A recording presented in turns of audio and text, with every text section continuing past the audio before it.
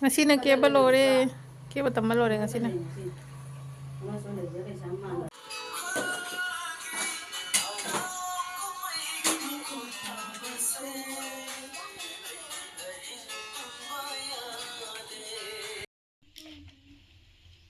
Masih Aroiba Numit kari haninge. Yang nungaijare keba haibase. Haibase.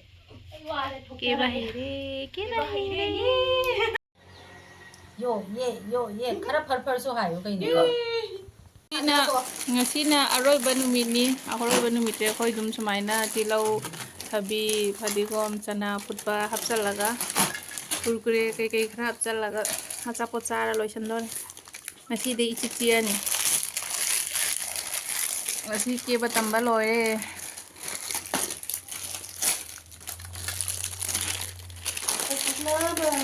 Video di tinggali ko ngajak yo.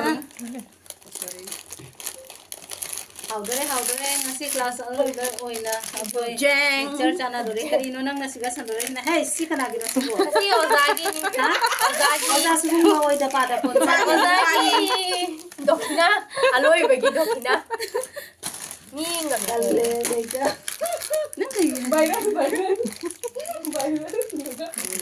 Masak hapkat maraga.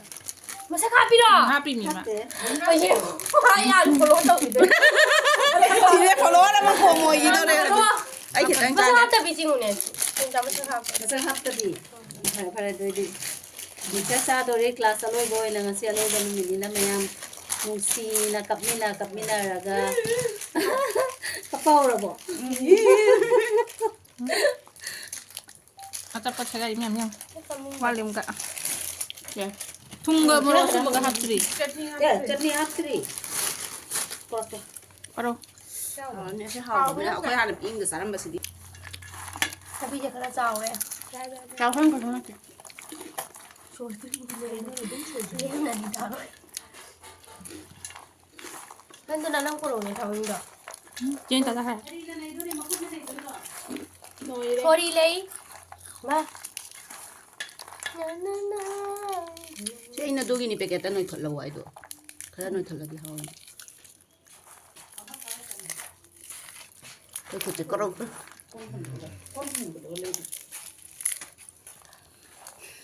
apa coba yang kan Chutney jam na thuma pa ni jam. tahu apa juga nih Tao hapta jaga dra. tahu na sih Jarani. hao ro Shani. Ya hapsang anu shani. hao tamani ne Shani kay hapanu murugame.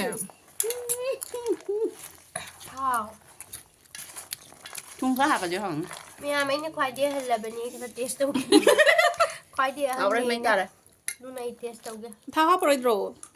tahu pura Ako nang daban ni na ko di. Tung ka wala ko. Ano? Mai tare. Linda, chutney वाले ने tahu चुकन करे लो ना बोला उधर Gulo ko. gulu आ रहे तो ना जो चाबे tok ta ba tung